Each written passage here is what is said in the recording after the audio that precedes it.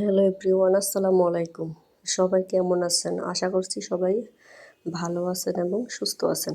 আলহামদুলিল্লাহ, আল্লাহর অশেষ রহমতে আমরাও সবাই ভালো আছি। তো আজকে প্রতিদিনের মতো আরেকটি ভিডিও নিয়ে আসলাম। আশা করছি আমার আপুদের অনেক উপকার আসবে। যে আপুরা চিতই পিঠা বানাতে পারেন না, তাদের জন্য হবে আজকের এই ভিডিওটি একদম পারফেক্ট এবং বেস্ট। যারা দেখতে চান তারা অবশ্যই একটা লাইক দিয়ে পুরো ভিডিওটি কন্টিনিউ করবেন। আর যদি এরকম ভিডিও দেখতে চান, কোথাও কোনো অংশ ভালো লেগে যায়, প্লিজ সাবস্ক্রাইব করে আমার পাশেই থাকতে পারেন। আর পাশে থাকা বেল বাটনের অল অপশনটি ক্লিক করে রাখতে পারেন। এতে করে আমি যখনই নতুন কোনো ভিডিও দিব, সাথে সাথে নোটিফিকেশন আপনাদের কাছে পৌঁছে যাবে। সময় সুযোগ মতো দেখে নিতে পারবেন। তো চলেন আমি কিভাবে চিতই পিঠা ব্লেন্ডারের সাহায্যে বানিয়ে নিচ্ছি সেটাই শেয়ার করি। এই তো প্রথমে আমি অনেকক্ষণ ধরে চালগুলো ভিজিয়ে রেখেছি, আতপ চাল ভিজিয়ে রাখার পর পরিষ্কার পানি দিয়ে কয়েকবার ধুয়ে নিয়েছি। এখন আমি ব্লেন্ডারের সাহায্যে ব্লেন্ড করে নিয়েছি। দেখতে পাচ্ছেন আমি কিভাবে ব্লেন্ড করে নিচ্ছি। কয়েকবার কিন্তু ব্লেন্ড করে নেওয়া লাগবে, যতক্ষণ পর্যন্ত না স্মুথ হয় ততক্ষণ পর্যন্ত ব্লেন্ড করে নেবেন। আলাদা করে কোনো পানি দেওয়া, গরম পানি দেওয়া লাগবে না। এখানে আমি যতটুকু পানি দিয়েছি সাথে অতটুকুই যথেষ্ট। আপনারা আপনাদের চাহিদা মতো পানি দিবেন, যতটুকু লাগে আর কি। যদি বেশি ঘন হয়ে যায়, বেশি পানি দেওয়া লাগবে না।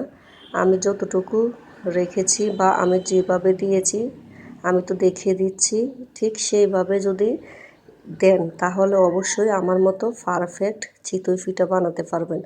আমিও আসলে আগে পারতাম না, এদিক দিয়ে অনেক দিন হয়েছে আমি এইভাবে বানিয়েছি। বানানোর পর দেখলাম যে না, ভালোই হয়েছে। আমার পিঠাটা এতটা মজা হয়েছে বা তুলতুলু হয়েছে যে আমি একদম অবাক হয়ে গেছি। আমি আসলে কখনো এরকম বানাই নাই, এই প্রথম এদিক দিয়ে কয়েকদিন বানাইছি। তো সেই জন্য দেখলাম যে না, আমার চিতই পিঠাটা তো ভালো। অনেকেই দেখা গেছে চিতই পিঠা বানাতে পারে না, সেই জন্য আর কি আজকে আমার এই চিতই পিঠা বানানো দেখানোটা। আমিও আসলে পারতাম না, সেই জন্য আমি চাই কি যারা পারে না তারও একটু শিখুক।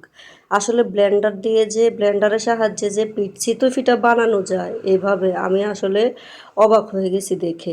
সেই জন্য আজকে শেয়ার করলাম। আশা করছি যারা পারেন না তারা পেরে যাবেন আমার ভিডিওটা দেখলে। আর একটা সিক্রেট আছে আমার ভিডিওতে, এটা লাস্টে বলবো। এই সিক্রেটটা ফলো করলে অবশ্যই অবশ্যই আপনার চিতই পিঠাটা ফুলে তুলতুলে হবে ইনশাল্লাহ। এখানে আমি একটু হালকা লবণ দিয়েছি, তারপরে বেকিং পাউডার দিয়েছি, বেকিং সোডা অথবা পাউডার একটু সামান্য দিলেই চলবে। এই তো তারপরে আবার একটু ব্লেন্ড করে নিব, কারণ এখানে আমি ব্লেন্ড করে দেখছি আর কি যে আমার ব্লেন্ডটা ঠিক আছে নি বা আমার যে ময়দার ডোটা এটা ঠিক আছে নি। তারপর আমার ব্লেন্ড করা শেষ। এখন আমি একটা সসপ্যানের মধ্যে নামিয়ে নেব। সসপ্যানের মধ্যে নামিয়ে নেওয়ার পর অনেকক্ষণ একটা চামচ দিয়ে আর কি নেড়ে ছেড়ে নেব। যত আপনি নাড়াচাড়া করবেন ততই আপনার পিঠাটা ভিতরে যে এই ছিদ্র ছিদ্র একটা ভাব আছে না, ওই ছিদ্রটা হবে। আরেকটা কথা হচ্ছে, এই যে চামচ দিয়ে আমি যেভাবে উপর থেকে এভাবে ফেলে ফেলে দিচ্ছি, এটা অবশ্যই অবশ্যই করবেন, কারণ এটা করলে আপনার পিঠাটা ছিদ্র ছিদ্র বেশি হবে আর পিঠাটা খেতে অনেক মজা হবে। আর এভাবে করলে আসলে আমি মনে করি যে এত ভালো হবে, আসলে আমি চিন্তা করি নাই। এখন যাতে ভালো হয়েছে সেই জন্য আমি এই ভিডিওটা শেয়ার করলাম আর কি। আশা করছি অনেক উপকার হবে। আর সিক্রেটটা হচ্ছে যে এই চালগুলোর সাথে যে আমাদের ভাত রান্না করা যে ভাতগুলো আছে না, এক মুঠ অথবা এক মুঠ দিয়ে দিলেই হবে, বেশি দেওয়া লাগবে না। এটা দিলে হবে কি, একটু লাসা লাসা ভাব হবে, আঠালো আঠালো ভাব হবে, আর পিঠাটা ভেঙে যাবে না। অনেক মজা হবে খেতে, তুলতুলে হবে আর কি। এটাই হচ্ছে আমার সিক্রেট। আমিও এভাবে বানিয়ে থাকি। আমি সব সময় এভাবে বানাই এখন। আমার আর বাজার থেকে চাল গুঁড়ি করে আনা লাগে না।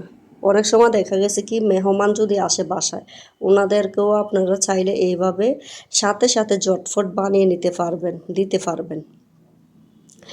আর এটা দিয়ে কিন্তু আপনারা যে তেলের পিঠা আছে না, ওইটাও কিন্তু বানানো যাবে।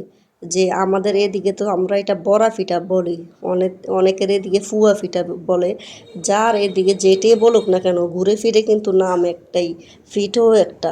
তো আমি এখন আমার খোলাটা আমি ভালো করে পরিষ্কার করে নিচ্ছি, একটু সামান্য তেল দিয়ে দিছি। তেল দেওয়ার কারণ হচ্ছে আপনি যখন পিঠাটা উঠাবেন তখন আর নিচে লেগে থাকবে না। পিঠাটা একটা কাঁচির সাহায্যে আলতো করে নিতে পারবেন আর কি। এই তো আমার কড়াইটা গরম হয়ে গেছে, এখন আমি একটা একটা করে ফিটাগুলো দিয়ে নিচ্ছি। এটাতে বানানোর উদ্দেশ্য হলো যে এটাতে দেখতেও সুন্দর দেখা যায়, দেখতে যেমন সুন্দর খেতেও তেমন ভালো লাগে আর কি। অনেকে দেখা গেছে কড়াইয়ের মধ্যে বানায়, কড়াইয়া তো আছে, সেই জন্য আমি কড়াইয়া না বানাই, আমি এটাতে বানানো চাচ্ছি আর কি, যাতে সুন্দর দেখা যায় পিঠাটা। আর এই পিঠা দিয়ে অনেক সময় দেখা গেছে কি রান্না করে যে নারকেল দুধ দিয়ে রান্না করলে অনেক বেশি মজা হয়। ওই পিঠাটা কিন্তু আমার কাছে আর কি খেতে ভীষণ ভালো লাগে। কার কাছে কেমন লাগে জানি না, আসলে কে কীভাবে খায় এটা তো আর আমি জানি না। কে কীভাবে খান যদি আমাকে কমেন্ট করে জানান, আসলে আমি খুশি হব আর কি। এই তো দেখুন আমি কথা বলতে বলতে আমার পিঠা কিন্তু হয়ে গেছে।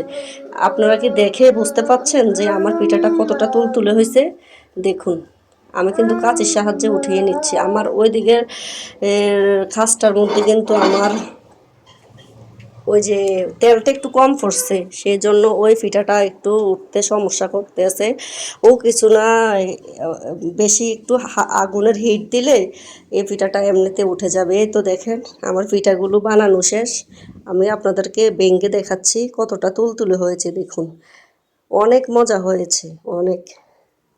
আপনারা যারা যারা পারেন না তারা চাইলে আমার মতো বানিয়ে নিতে পারেন। অবশ্যই যারা বানাতে পারেন না তারা এই ভিডিওটি দেখলে আমি মনে করি অবশ্যই অবশ্যই বানাতে পারবেন, শিখে যাবেন আর কি। আজকের মতো এখানে বিদায় নিচ্ছি। আল্লাহ হাফেজ, আসসালামু আলাইকুম।